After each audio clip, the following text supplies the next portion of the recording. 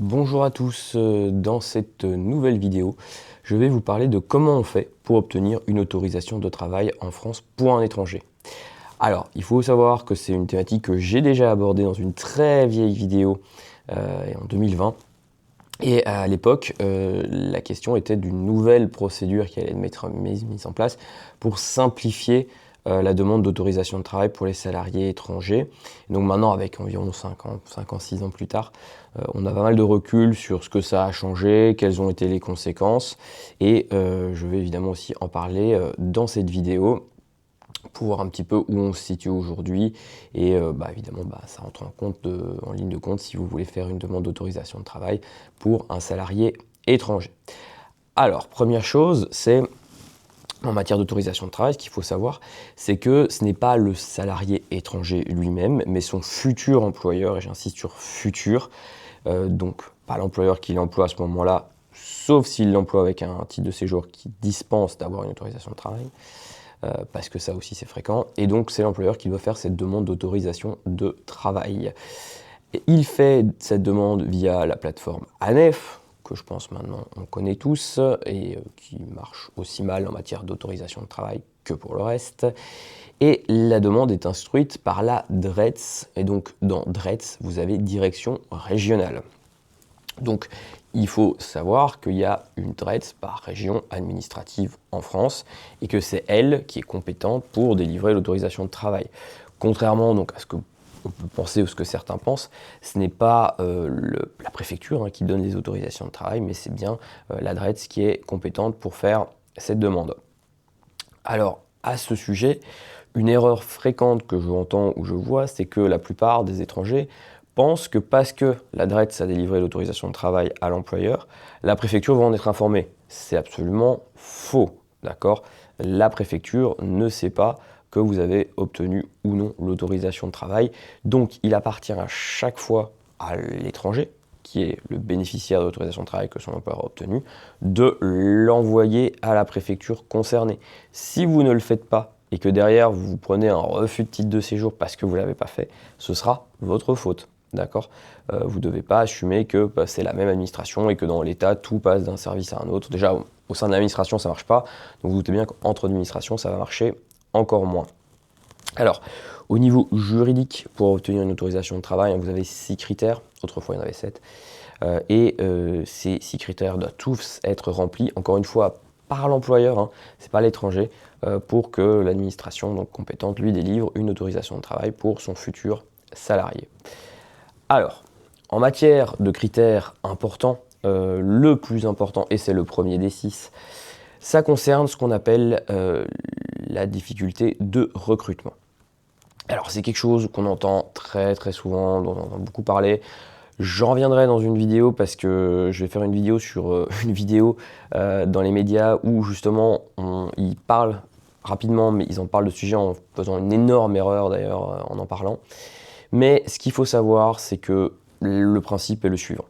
Je suis un employeur, je veux avoir recours à la main-d'œuvre étrangère. Donc c'est-à-dire je veux faire travailler quelqu'un qui à ce stade n'y a pas encore droit. Je dois justifier vis-à-vis de l'administration que j'ai cherché un candidat sur le marché de l'emploi local. Et évidemment, si je ne le trouve pas, j'ai le droit d'avoir recours à la main-d'œuvre étrangère, donc aux salariés étrangers que je veux embaucher. Donc ça, c'est en théorie et c'est comme ça que ça fonctionne.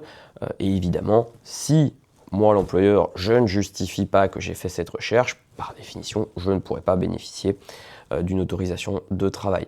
Mais c'est super important de comprendre le mécanisme qui n'est pas... Alors, j'ai dit, il faut chercher, ce qui veut dire que vous faites votre recherche, vous ne trouvez pas. Il y a plein d'emplois en France où c'est très compliqué de trouver quelqu'un, on le sait. Et donc, si l'employeur fait cette démarche qui justifie qu'il n'a trouvé personne, et vraisemblablement c'est souvent le cas, à ce moment-là, il peut tout à fait obtenir l'autorisation de travail. Autre cas de figure, vous pouvez très bien déposer l'offre, avoir des candidats, mais qu'aucun des candidats que vous recevez ou qui vous communique son CV ne fonctionne. Ça arrive extrêmement souvent. Pareil, c'est pas un problème, d'accord? Il faudra juste expliquer pourquoi le candidat numéro 2, par exemple, il n'est pas bon pour le poste, parce qu'il n'a pas assez d'ancienneté, parce qu'il n'a pas les bons diplômes, parce qu'il n'a pas une compétence qui est recherchée, hein. Donc il n'y a pas de difficulté là-dessus, mais en tout cas voilà, ça c'est vraiment le cœur, on va dire, d'une demande d'autorisation de travail, c'est justifier que je n'ai trouvé personne, mais toujours à compétence égale, hein. C'est-à-dire que voilà, on n'est pas tenu d'embaucher quelqu'un si on pense que cette personne ne fera pas du tout l'affaire, et qu'après derrière on peut avoir recours à un salarié étranger. Mais en tout cas, il ne faut surtout pas négliger ce critère, parce que c'est vraiment le plus important. Alors, autre critère qui va peut-être paraître évident, mais on a des problèmes des fois, c'est que la société qui veut recruter un salarié étranger, elle doit justifier être à jour de ses cotisations URSSAF. Pourquoi ? Parce que si vous devez de l'argent à l'État, il ne va pas vous autoriser à embaucher un salarié étranger par-dessus le marché. D'accord ? Donc une entreprise qui ne serait pas à jour de ses cotisations URSSAF, par définition, ne pourra pas bénéficier d'une autorisation de travail, hein, ça fait partie des critères. Alors, au niveau de la pratique de la demande, donc c'est souvent l'employeur qui le fait.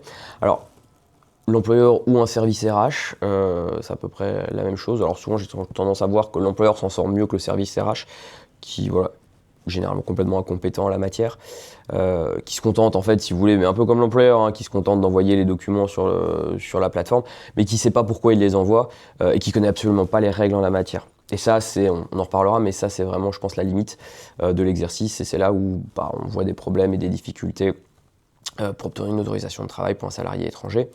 Le fait est que quand on fait une demande, dans un cas sur deux, voire 2 cas sur 3, l'administration va vous demander un document complémentaire. Elle ne vous laisse pas un délai énorme pour répondre. Vous avez en général 2 semaines. Si dans les 2 semaines, l'employeur ne répond pas à la demande de pièces complémentaires, la procédure est clôturée. Ça ne veut pas dire que c'est un refus, ça veut dire que vous devez tout recommencer à zéro. Et en moyenne, une durée pour obtenir une autorisation de travail aujourd'hui, en tout cas dans la région Auvergne-Rhône-Alpes, c'est 2 mois d'attente. Donc si vous déposez que vous ne complétez pas, vous allez encore devoir attendre 2 mois pour avoir l'autorisation de travail, et à chaque fois si vous ne le faites pas. Donc ça demande une certaine forme de suivi de la demande, ce que souvent malheureusement l'employeur ou le RH n'a pas forcément le temps de faire, ou l'envie. Et donc on peut avoir des refus à ce niveau-là.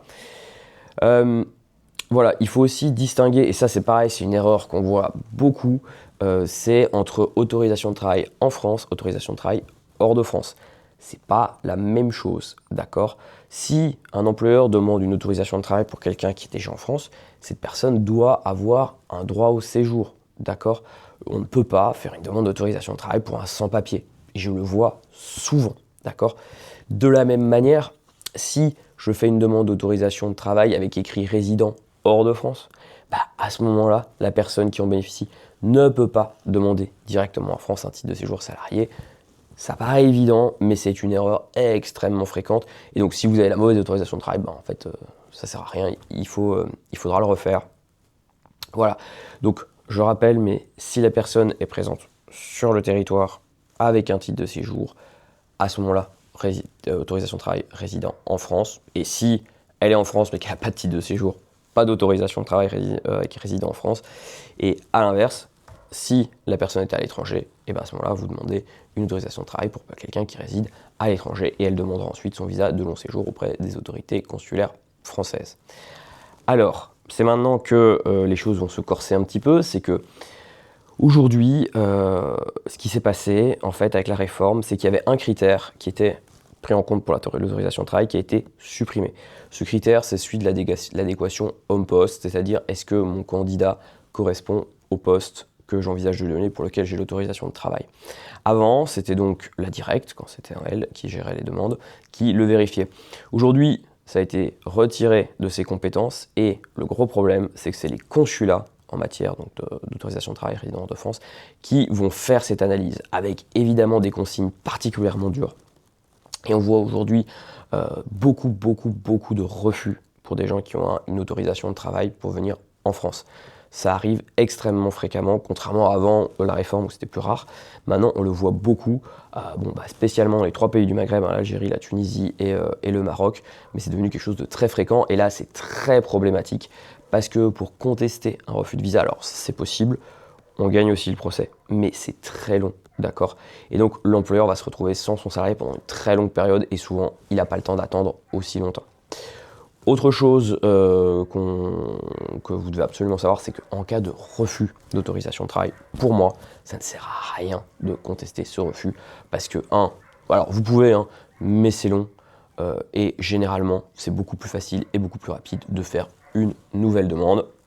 Mais évidemment, si vous avez raté la première fois, ça vaut peut-être le coup d'avoir recours à un professionnel qui lui connaît la mécanique juridique autour, qui peut lui faire la demande pour vous, et normalement tout se passera bien la deuxième fois. Alors, qu'est-ce qu'on peut penser de cette réforme de 2021 sur les autorisations de travail? D'un point de vue positif, c'est sûr que par rapport à avant, on devait envoyer des piles de dossiers, où l'administre à la directe mettait 2 mois à répondre, et on perdait un temps de ouf, qui était à peu près de 6 mois. Aujourd'hui, c'est quand même beaucoup plus rapide, donc ça, c'est plutôt quelque chose de positif. Le premier problème, c'est que du coup, comme c'est plus simple, les employeurs, via leur RH ou eux-mêmes, font les demandes, et donc on a aussi beaucoup plus de déchets, avec beaucoup plus d'erreurs qui sont commises. Donc comme je l'ai expliqué, absence de documents complémentaires, demande pour résident hors de France alors que la personne est en France, ou inversement. Et donc on arrive parfois avec des impossibilités ou des autorisations de travail complètement inutiles, alors qu'avant c'était quand même un petit peu plus carré, et donc aujourd'hui on a vraiment des autorisations de travail qui se baladent, et qui, le problème, servent à rien, parce que si vous avez une autorisation de travail, par exemple le résident hors de France, c'est que vous êtes sans papier, parce que ça je le vois souvent, ça sert complètement à rien, c'est du temps perdu pour tout le monde. Ensuite, ce qu'on voit aussi, c'est que on a eu une énorme augmentation, et ça je l'ai dit juste avant, mais du nombre de contentieux par rapport au refus de visa, à cause de l'adéquation homme-poste, qui maintenant est entre les mains des consulats et qui en fait un bon usage selon eux. Et donc ça crée vraiment une difficulté. Pour, on va dire, essayer de résoudre cette difficulté, généralement, ce que moi je recommande, c'est que avant d'engager toute la procédure, il faut s'assurer des compétences du salarié à l'étranger. S'il a zéro compétence, c'est très très compliqué. Alors évidemment, ça dépend d'où vous venez, mais si je fais une carte avec tout ce qui est les pays qui regroupent le nord de l'Afrique et l'Afrique subsaharienne, c'est quasiment systématiquement ou très souvent des refus pour ce motif-là. Et donc, après, on va au contentieux. Si la personne peut bien justifier une forme d'expérience, ça marche, et sinon, on a perdu beaucoup de temps. Donc voilà, c'est vraiment le gros souci aujourd'hui, ça va être le refus pour l'adéquation homme-poste qu'on retrouve très fréquemment. Autre conséquence, c'est que le contentieux, c'est-à-dire les contestations de refus d'autorisation de travail, ça a complètement disparu. D'accord ? Aujourd'hui, on n'en voit plus aucun, puisque comme je dis, ça ne sert strictement à rien. Le procès au tribunal, ça va durer 1 an, alors que redemander une autorisation de travail, même si vous vous êtes raté la première fois, généralement on arrive à résoudre le problème. Et donc vous l'obtenez dans un second temps, et ça va beaucoup plus vite, puisque j'ai annoncé un délai d'environ 2 mois en la matière. Par contre, attention, n'oubliez pas que ce délai de 2 mois, il faut y ajouter celui relatif à la vérification du critère de l'absence de candidats sur le marché de l'emploi, qui prend un certain temps. D'accord ? Donc avant de demander votre autorisation de travail, cette partie-là de la procédure doit avoir été réalisée, et ça n'a pas changé.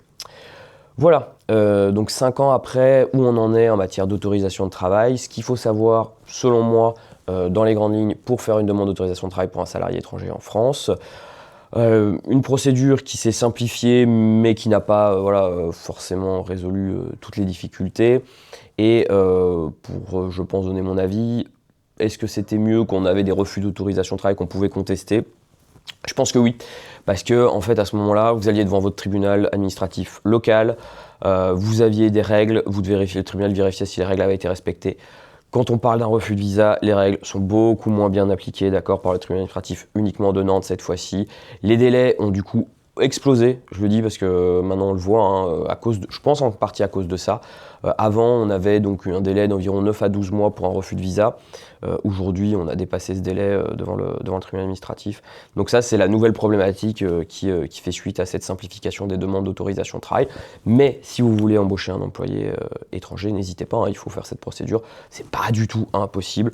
Si vous n'y arrivez pas tout seul ou que vous avez des doutes, il vaut vraiment mieux avoir recours à un avocat qui peut vous aider, notamment nous on le fait très souvent pour les sociétés. parce que ça va vous faire gagner un temps monstrueux, d'accord, qui est largement supérieur au coût que ça peut représenter. Voilà, c'était mon avis sur comment obtenir mon explication de comment obtenir une autorisation de travail en France pour un salarié étranger. N'hésitez pas à me dire si vous connaissez quelqu'un qui a fait cette demande, si vous avez essayé cette demande et n'avait pas réussi. Si voilà, vous avez des questions spécifiques par rapport à la procédure, il n'y a pas de souci. Si vous avez aussi des éléments, voilà, des choses qui vous interrogent de manière générale sur la matière du droit du séjour ou de la nationalité, n'hésitez pas à en parler dans les commentaires parce que des fois ça me donne des super idées pour faire des vidéos. Donc voilà. Et enfin, je vous remercierai évidemment jamais assez de vous abonner à la chaîne puisque c'est ce qui fait que vous pouvez avoir des vidéos en continu. C'est ce qui me motive. Et évidemment, de liker cette vidéo. Voilà, merci à vous.